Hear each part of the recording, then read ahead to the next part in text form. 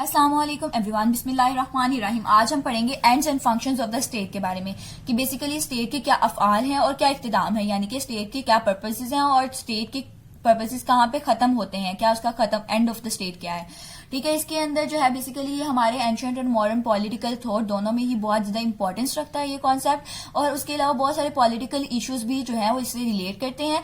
इसके अंदर different school of thoughts हैं, डिफरेंट डाइवर्जेंट व्यूज हैं। अगर हम बात करें ग्रीक पॉलिटिकल फिलोसफर्स की, एंशिएंट ग्रीक पॉलिटिकल फिलोसफर्स की, तो उनका मानना ये था कि state as an end in itself and not a means towards an end, कि स्टेट का बनना उसका बेसिक पर्पस है, उसका बेसिक काम था, वो बन गई, अब उसका काम खत्म। अब सारी सॉवरेनिटी, सारी अथॉरिटी जो है वो स्टेट की है और इसका कोई भी एथिकल एंड नहीं है, ये किसी भी मॉरल एंड से कनेक्टेड नहीं है, उनका मानना ये था। जबकि प्लाटो और एरिस्टोटल जो है वो इस बात को जो है वो डिनाई करते हैं और उनका कहना यह है कि state is bound by an ethical and, कि स्टेट का एक एथिकल एंड है जो कि उसका एग्जिस्टेंस में आना नहीं है, वो बन गई तो उसका एथिकल एंड कंप्लीट नहीं होता, उसका एक एथिकल एंड है जो इससे हटके कुछ है, विच डजंट कम इनटू एग्जिस्टेंस, जो इसका वजूद में आना नहीं, इससे हटके कुछ है। रिमार्क्स एरिस्टोटल का फिर कहना यह है कि स्टेट बेसिकली क्यों बनी है, उसका एथिकल एंड क्या है, उसका बेसिक पर्पस ये है कि वो लोगों की लाइफ को प्रोटेक्ट करे, प्रिजर्व करे और एक वर्चुअस लाइफ मेंटेन करे, एक खुशहाल जिंदगी जो है वो मेंटेन करे। जब वो एक खुशहाल जिंदगी, एक वर्चुअस लाइफ मेंटेन कर लेगी तो उसका जो है वो एंड जो है वो उसको अचीव कर लेगी। लेकिन बेसिकली अभी वो एक एथिकल एंड से बाउंड है जो कि है प्रोवाइडिंग द वर्चुअस लाइफ और प्रिजर्विंग द पीपल्स लाइफ। ठीक है, इसके बाद अगर हम बात करें रिलीजियस स्कॉलर्स की, तो उनका जो कि मिडिवल पीरियड के थे, उनका मानना भी यही था कि मॉरल पर्पस है स्टेट का, स्टेट जो है वो एंड इन इट सेल्फ नहीं है, उसके कुछ मॉरल पर्पसेस हैं जिसको उसको फुलफिल करना है। जब डेमोक्रेटिक आइडियल्स जो है वो पस मंजर पे आए, यानी कि लोगों को डेमोक्रेसी के बारे में पता लगा कि वो पॉलिटिकल पार्टिसिपेशन दे सकते हैं, कैसे वो अपनी जो है वो गवर्नमेंट के साथ इन टच रह सकते हैं, उसके अंदर पॉलिटिकल पार्टिसिपेशन दे सकते हैं, डेमोक्रेटिक वे में लाइफ गुजार सकते हैं, तो लोगों को इस बात का अंदाजा हुआ कि स्टेट की बहुत ज्यादा इंपॉर्टेंस है और इस बात को लेके कि उनके जो भी राइट्स हैं उनको प्रोटेक्ट करना, उनको प्रिजर्व करना स्टेट का काम है। State as the guardian of their rights, state उनके राइट्स की गार्डियन है और उसको जो है वो प्रोटेक्ट करना है उनके राइट्स को। ठीक है, तो इस तरह फिर उनको इस बात का अंदाजा हुआ कि कैसे जो है वो राइट्स और ड्यूटीज को उनको जो है वो एक स्टेट को मेंटेन करना है। फिर उसके बाद लॉक और रूसो की बात की जाए तो उनकी भी कंट्रीब्यूशन इस जो है पॉइंट ऑफ व्यू में यही है कि स्टेट जो है वो is not an end in it self. इस तरह फिर क्या हुआ कि ये कॉन्सेप्ट जो है वो खत्म हो गया, जो है इसके ऊपर डिफरेंट कॉन्सेप्ट आए और जो state is an end in it self वाला कॉन्सेप्ट था वो खत्म हो गया। True extremist school of thoughts आए 19th सेंचुरी में। दो एक्सट्रीमिस्ट स्कूल ऑफ थॉट्स आए, जैसे आइडियलिज्म और इंडिविजुअलिज्म, और जिसकी वजह से हमारे पास एक बैलेंस्ड व्यू आ गया, कि किस तरह एक सोसाइटी का बेसिकली एक स्टेट का काम क्या है और एक बैलेंस्ड व्यू क्या है कि कैसा होना चाहिए। फिर हम बात करते हैं आइडियलिज्म की। आइडियलिज्म बेसिकली कहता है कि a state is an end in it self, कि स्टेट खुद में ही इख्तिताम पजीर है, सारी सॉवरेनिटी, सारी अथॉरिटी उसकी है, वो बन गई, बस उसका काम खत्म हो गया, आगे जो है वो सारी सॉवरेनिटी अथॉरिटी जो है वो स्टेट की है। ये बेसिकली आइडियलिस्ट थ्योरी है जो कि ट्रेडिशनल ग्रीक आइडिया को state is an end in it self not a means towards and को जो है वो दोबारा से पस मंजर पर लेती है। हैगल इसके बारे में बात करते हैं। हैगल बेसिकली एक जर्मन फिलोसोफर है, ठीक है, और जर्मन फिलोसोफर है, साथ में जो है वो जर्मन आइडियलिज्म के ऊपर बात करते हैं और उनका मानना ये था कि इंडिविजुअल की एक सोसाइटी में कोई वैल्यू नहीं है, उसका रोल जो है उसको बहुत ज्यादा अंडर एस्टिमेट किया उन्होंने इंडिविजुअल के रोल को एक सोसाइटी में, और उन्होंने बात की कि इंसानी दानाई जो है या इंसानी हिकमत जो है वो बहुत ज्यादा जो है अनट्रस्टवर्दी है, उस पर यकीन नहीं किया जा सकता, वो नाकाबिल यकीन है। ठीक है, और सबसे ज्यादा सुप्रीम पोजीशन जो है वो स्टेट की है जो कि सारे इंडिविजुअल्स के राइट्स को और इंटरेस्ट को जो है वो सेफ गार्ड करती है, प्रोटेक्ट करती है, और जो उसकी विल है वो लोगों की विल से डिफरेंट है। जो स्टेट चाहती है, जो स्टेट चाहती है कि ऐसा हो, वो लोगों की विल से डिफरेंट है। ठीक है, और स्टेट जो है सबसे ज्यादा हिकमत, दानाई और इल्म जो है वो स्टेट के पास है, हाईएस्ट विजडम जो है वो स्टेट के पास है। और जो है हैगल का मानना ये था, हैगल जो है बहुत ज्यादा स्टेट के रोल को मैक्सिमाइज कर रहे थे, बहुत ज्यादा उसको बढ़ा रहे थे कि सब जो है अथॉरिटी, सब काम जो है वो स्टेट के हैं, स्टेट जो खुद में सब कुछ है उसको, और उसका कोई मॉरल या एथिकल एंड नहीं है। ठीक है, वो बहुत ज्यादा इस बात पर फोकस कर रहे थे कि स्टेट इन इट सेल्फ सब कुछ है। ठीक है, तो अब उनका मानना ये था कि किसी भी इंडिविजुअल इंडिविजुअल के स्टेट के अगेंस्ट कोई राइट नहीं है, क्योंकि स्टेट एक सुप्रीम पावर है जिसके पास सारी वैल्यूज है और हाईएस्ट विजडम की भी वही मालिक है। तो कोई भी इंडिविजुअल ऐसा नहीं जिसके उसके अगेंस्ट राइट्स हो। सारे इंडिविजुअल्स को वो जो स्टेट कहते हैं उसको फॉलो करना है, उसके अकॉर्डिंग चलना है। और स्टेट जो है वो अपनी अथॉरिटी पे कोई भी लिमिटेशंस एक्सेप्ट नहीं कर सकती कि क्या सही है क्या गलत है। जो स्टेट ने कह दिया बस वो लोगों को फॉलो करना है। कोई भी उसके अगेंस्ट जो है आगे बात नहीं कर सकता, उसके अगेंस्ट कोई राइट जो है वो क्लेम नहीं कर सकता, कोई उसके ऊपर लिमिटेशन जो है वो इम्पोज नहीं कर सकता और उसको अनकंडीशनल ओबे करना है। हर हाल में उसकी ओबीडियंस करनी ही करनी है। इसके बाद उन्होंने जो है वो नेचर ऑफ स्टेट को एक टोटलिटेरियन व्यू के जरिए से जो है वो हैगल ने अपहेल्ड किया, बताया आगे, जो बेसिकली जोर तो इस बात पे देता है कि सोसाइटी में यूनिटी हो और एक आयरन डिसिप्लिन जो है वो मेंटेन हो। सोसाइटी में जो है वो डिसिप्लिन मेंटेन हो और लोग सारे मिलजुल के आपस में रहें, यूनिटी हो।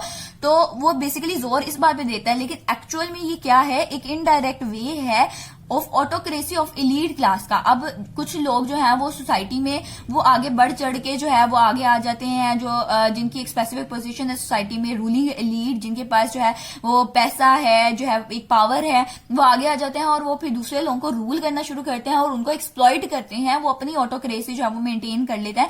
तो बेसिकली ये indirect way of autocracy of ruling elite है। लेकिन बजाहिर ये दिखाते हैं कि सोसाइटी में यूनिटी और मेंटेनेंस ऑफ आयरन डिसिप्लिन पे काम किया जा रहा है। जैसे इसको हम रिलेट कर सकते हैं फाशिज्म और नाजिज्म से। नाजिज्म और फाशिज्म बेसिकली ये देखने में तो बजाहिर प्रेजेंट ऐसे करता है कि जैसे नेशनल यूनिटी का सिंबल है, नेशनल यूनिटी की अलामत है, लेकिन एक्चुअल में ये स्टेट का डोमिनेंट रोल है। स्टेट का जो है वो स्टेट की हर स्फीयर ऑफ लाइफ में इंटरफेरेंस है, ठीक है, डोमिनेंट रोल जिसके जरिए से लोगों को एक्सप्लॉइट किया जाता है।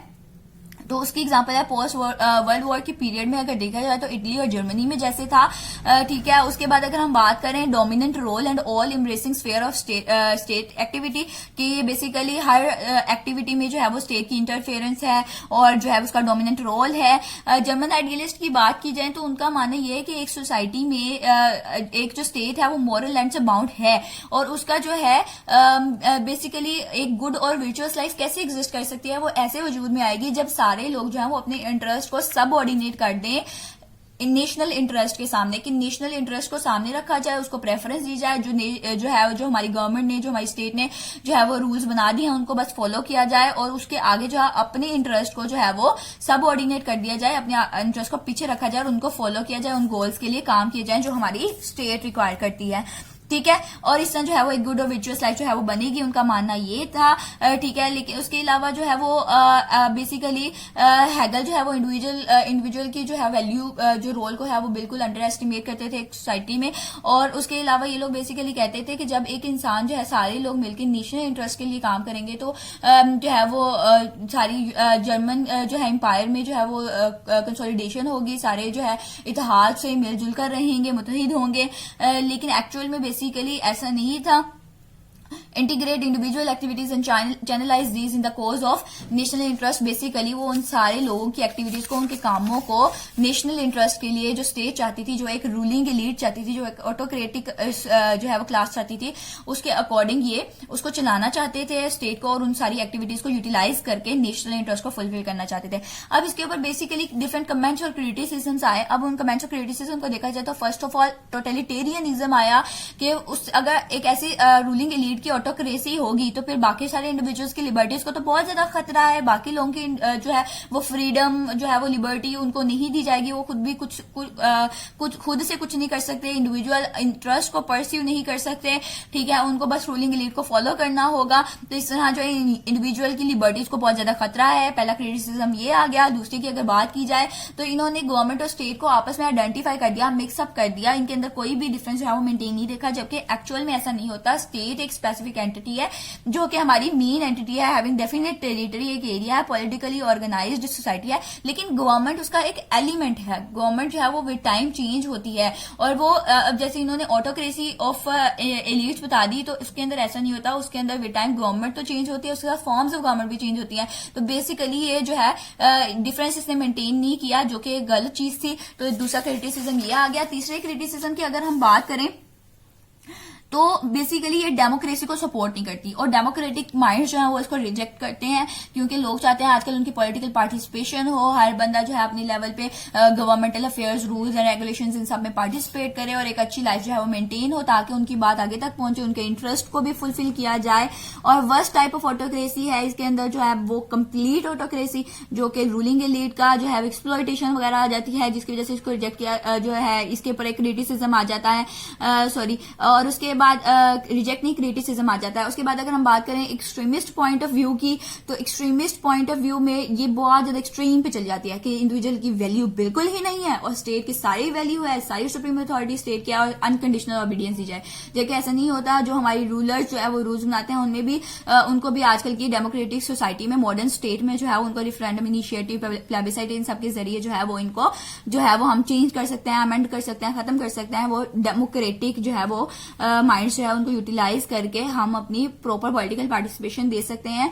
तो इस बात पे इसको क्रिटिसाइज किया गया और ये अगेंस्ट पीस एंड सिक्योरिटी है कि इससे सोसाइटी में जो है वो अनरेस्ट होता है कि जब लोगों को बिल्कुल वैल्यू नहीं दी जाएगी, हमेशा हर काम ऑटोक्रेटिक लीड के अकॉर्डिंग किया जाएगा, तो सोसाइटी में अनरेस्ट होगी, जो है वो लोग जो है कोई भी पीस और सिक्योरिटी मेंटेन नहीं होगी। तो इसलिए एक इस पॉइंट पे इसको जो है वो क्रिटिसाइज किया गया और इंटरनेशनल लॉ में भी इसकी जो है वो बिल्कुल इसको साइड पे रख दिया गया, क्योंकि जो है कोई भी एक ऑटोक्रेटिक क्लास नहीं होती, सबके लिए इक्वालिटी है। इसलिए थैंक यू सो मच। अगर किसी का कोई क्वेश्चन है तो you can ask in the comment section. अगर किसी ने चैनल सब्सक्राइब नहीं किया तो please subscribe the channel and like the video. Thank you so much.